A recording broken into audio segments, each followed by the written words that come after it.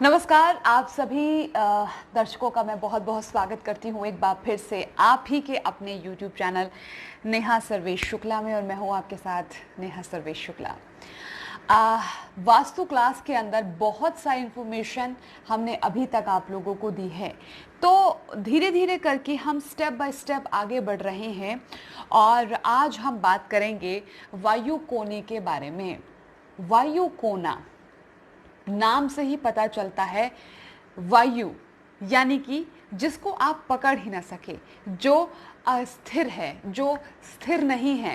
देखिए, सबसे पहले तो आप लोग ये समझ लें कि ये जो शास्त्र है ना, इसमें 5 एलिमेंट्स का बहुत बड़ा योगदान है। पृथ्वी, अग्नि, जल, वायु और आकाश। ये 5 एलिमेंट्स इस शास्त्र में यानी इस वास्तु में बहुत ही बड़ा योगदान प्ले करते हैं। चलिए, अब अगर मैं यहाँ पर बात कर दूं कि वायु, देखिए हम कहीं ना वास्तु शास्त्र के अंदर आपने मेरे मुंह से भी सुना होगा, ज्ञानी जी के मुंह से भी कई बार सुना होगा कि इसमें ज्योतिष भी रोल प्ले करता है। अब देखिए, जैसे कि अगर हम वायु की बात करते हैं तो वायु जो कोना है ना, वहां पर प्लैनेट पता है कौन सा है? वहां पर है चंद्र। चंद्र क्या है? चंद्र आपके मन का कारक है, चंद्र माता का कारक है। तो अब आप ये समझ लीजिएगा कि कहीं ना कहीं अगर आपके घर का वायु कोना डिस्टर्ब है तो इन दोनों चीज़ों पे बहुत ज़बरदस्त इफेक्ट पड़ेगा। यानी आपका मन स्थिर नहीं रहेगा कहीं कभी भी, और मन कहीं ना कहीं भटकता रहेगा, मतलब संतुष्टि नहीं मिलेगी मन को, क्योंकि जब चंद्र ही आपका प्रभावित हो गया तो बड़ा ऑब्वियस सी बात है ना, आपका मन और माता के साथ भी कहीं ना कहीं आपके संबंध कुछ अच्छे नहीं रहेंगे। बाकी तो बहुत सारी चीज़ें अभी हैं वास्तु के अंदर। हम सिर्फ ये नहीं कह सकते कि आपका वायु कोना डिस्टर्ब है तो माता को कष्ट ही होगा, परेशानी होगी, नहीं।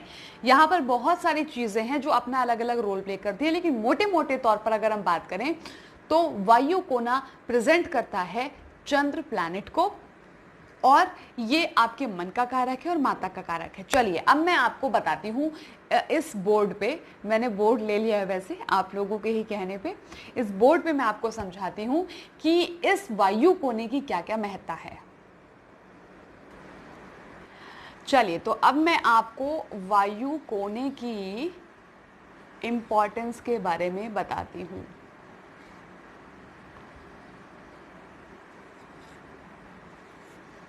अब अगर हम इसको बांटेंगे तो ये आपका होगा क्या? वायु कोना। ठीक है, यानी कि ये जो आपका कोना होगा, ये कोना आपका कहलाएगा वायु कोना। अब मैंने अभी यहाँ पे क्या बताया? यहाँ पे है चंद्र, यानी कि जो आपके मन और माता, समझे, ये इन दोनों चीज़ों पे बहुत बड़ा इफेक्ट करेगा चंद्र। अब आप मेरी एक बात समझ लीजिएगा कि ये जो वायु कोना है ना, जो चंद्र है इस जो है कोने के अंदर, तो अब आप लोग खुद जानते हैं कि हम लोग साल में एक ही बार चंद्र की पूजा करते हैं। हम अपनी, मतलब मैं यहाँ पर बात कर रही हूँ सनातन लोगों की, जो कि भारतीय संस्कृति को मानते हैं, वो एक ही बार चांद की पूजा करते हैं साल में, वरना तो वो पूजा ही नहीं करते हैं ज़्यादा। अगर आपको अपना मन स्थिर रखना है, अगर आपको अपनी माता का स्वास्थ्य अच्छा करना है, अगर आपको मन बिल्कुल स्टेबल करना है, तो आप लोगों को चंद्र की पूजा करनी होगी। इस बात का आप लोग ध्यान रखिएगा। नहीं तो ज़्यादा कुछ नहीं, आप अपने बच्चों को या खुद जाके एक बार चांद के दर्शन करने के लिए बोल दीजिएगा, और मन ही मन वो डेली चांद से प्रार्थना करें। इसके लिए स्पेशल किसी मंदिर जाने की ज़रूरत नहीं है। अपने घर की बालकनी से, अपने घर की छत से या अपने घर के बाहर आप खड़े होकर चंद्र की पूजा कर सकते हैं, चंद्र के दर्शन कर लीजिएगा। इससे आपको पता है क्या मिलेगी? इससे आपको मिलेगी ऊर्जा, इससे आपको मिलेगी खुशी। एक मिनट, खुशी शायद मैंने गलत लिख दिया है, सॉरी। खुशी, मेरी हिंदी को पता नहीं क्या हो गया है। ऊर्जा मिलेगी, आपको मिलेगी खुशी, आपको मिलेगी संतुष्टि, आपका मन रहेगा क्या? खुशी का मतलब वही प्रसन्न, आपके मन को मिलेगी स्टेबिलिटी। ठीक है, तो ये सारी चीजें क्या होगी? चंद्र के दर्शन करने से। अच्छा, अब मैं आपको एक चीज और बता दूं, वायु जो कोना है ना, ये बड़ा जबरदस्त कोना है, बहुत ही जबरदस्त ये कोना है। अब देखिए, टॉपिक है ये वायु कोना। वायु कोना बहुत जबरदस्त कोना है। अच्छा, सबसे पहले ये क्या है, ये क्रिएटिविटी का कोना है, ठीक है, मतलब बहुत जबरदस्त क्रिएटिविटी इस कोने से आपको आती है। सेकंड, अगर आप परदेश जाना चाहते हैं, मतलब ये आपको हजार हजार हजार लाख, मेरा बोर्ड खत्म हो गया नहीं तो मैं और जीरो लगा देती, ये आपको परदेश गमन देता है देता है देता है। तीसरा, अगर आपकी बिटिया का या बेटे का विवाह, बिटिया का विवाह नहीं हो पा रहा है तो आप उसको वायु कोने में सुला दीजिए। विवाह का जबरदस्त, क्या कहते हैं हम लोग, जबरदस्त ये कारक है, आप इसको समझ लीजिए। चौथा, अगर आप अपने बेटे की हायर एजुकेशन के लिए उसको विदेश भेजना चाहते हैं, आउट ऑफ स्टेशन भेजना चाहते हैं, तो ये वायु कोना बहुत बढ़िया काम करता है, बहुत ज़बरदस्त। इस बात का आप लोग ध्यान रखिएगा। परदेश जाना है, वायु कोना, क्योंकि वायु चलित है, वायु अपने साथ सारी चीजें उड़ा के ले जाती है अगर वो चाहे तो। अब आप खुद सोचिए कि जो व्यक्ति वायु कोने में सोएगा तो वो वायु के साथ उड़ के चला जाएगा, यानी वो उस कोने का सुख नहीं ले पाएगा और वो चला जाएगा। अगर आपका बच्चा शादी के लिए परेशान है, बहुत ज़्यादा दिक्कत हो रही है, तो आप उसको वायु कोने में सुला दीजिए, क्योंकि वायु कोना क्या है ना, ये मेहमान खंड कहलाता है। क्या? मेहमान, यानी कि मेहमान का देखिए क्या काम होता है, मेहमान आते हैं घर में और फिर उसके बाद वो चले जाते हैं। मेहमान कुछ ही दिनों के लिए घर में आते हैं, तो वही हम इसको मेहमान की तरह इस कोने का इस्तेमाल करेंगे तो बहुत ही ज़बरदस्त इसका यूज़ हम लोगों को देखने के लिए मिलेगा। इसके अलावा अच्छा, कुछ लोग ये सोचेंगे कि अच्छा जी मैं तो अपनी बेटी की शादी करना चाहता हूँ और मेरी बेटी का विवाह हो गया तो वो दूर चली गई, अब अगर मैं बेटे को सुला दूँ तो कहीं मेरा बेटा चला ना जाए, कहीं मेरा बेटा भाग ना जाए घर से।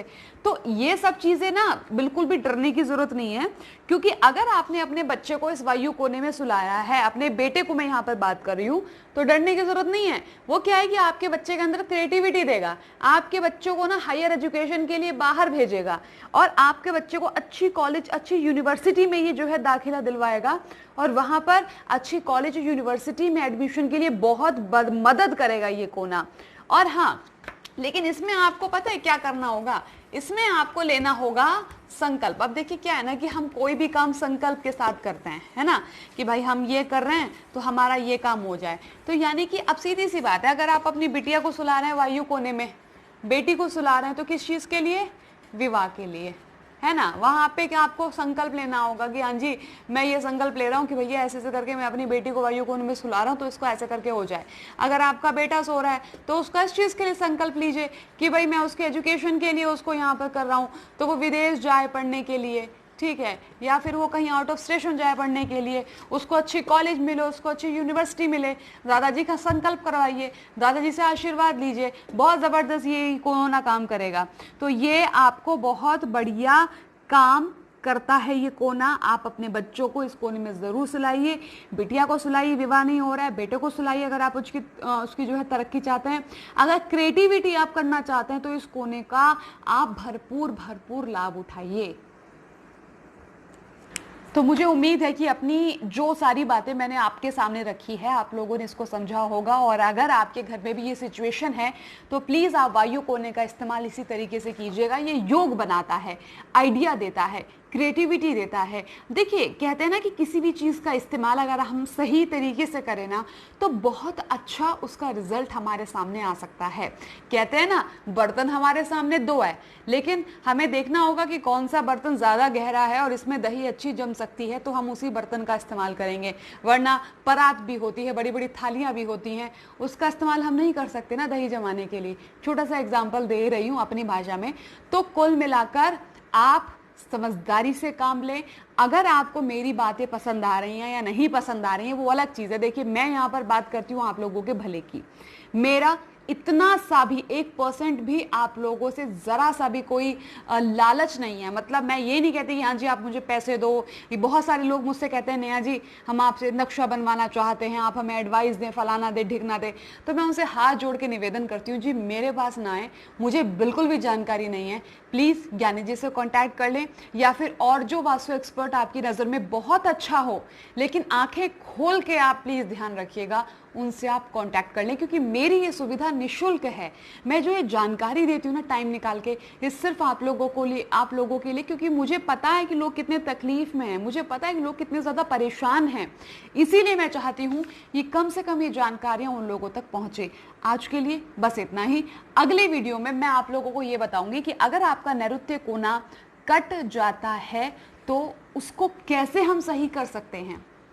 फ्लैट में रह रहे हैं तो क्या करें, ज़मीन से जुड़ा हुआ घर है तो आप लोग क्या कर सकते हैं। तो अगले वीडियो में ये जानकारी मैं आपको दूंगी बहुत ही ज़बरदस्त उपायों के साथ, देखिएगा ज़रूर।